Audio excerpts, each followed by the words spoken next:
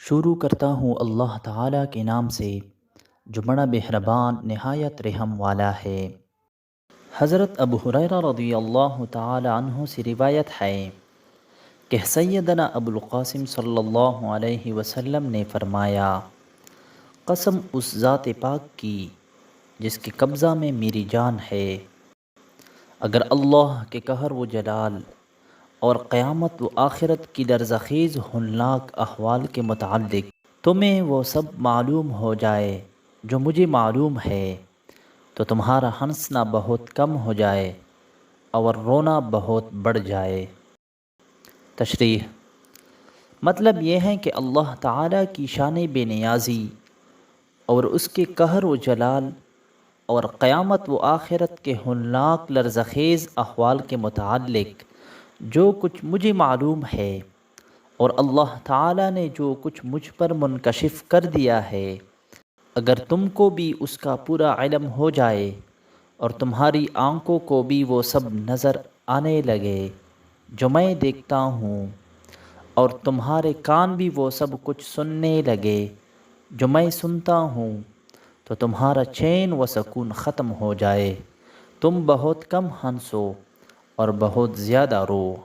حضرت ابو ذر غفاری رضی اللہ تعالی عنہ سے روایت ہے کہ رسول اللہ صلی اللہ علیہ وسلم نے ارشاد فرمایا، میں علم غیب کی وہ چیزیں دیکھتا ہوں جو تم نہیں دیکھتے، اور وہ آوازیں سنتا ہوں جو تم نہیں سنتے۔ آسمان چرچرا رہا ہے اور حق ہے کہ وہ چرچرائے، قسم ہے اس رب ذوالجلال کی جس کے قبضہ میں میری جان ہے، آسمان میں 4 انگلی جگہ بھی نہیں ہے جہاں کوئی نہ کوئی فرشتہ اللہ کے حضور میں اپنا ماتھا رکھے سجدے میں نہ پڑا ہو۔ اگر تم وہ باتیں جانتے جو میں جانتا ہوں تو تم بہت کم ہنستے اور بہت زیادہ روتے، اور بستروں پر بیویوں سے بھی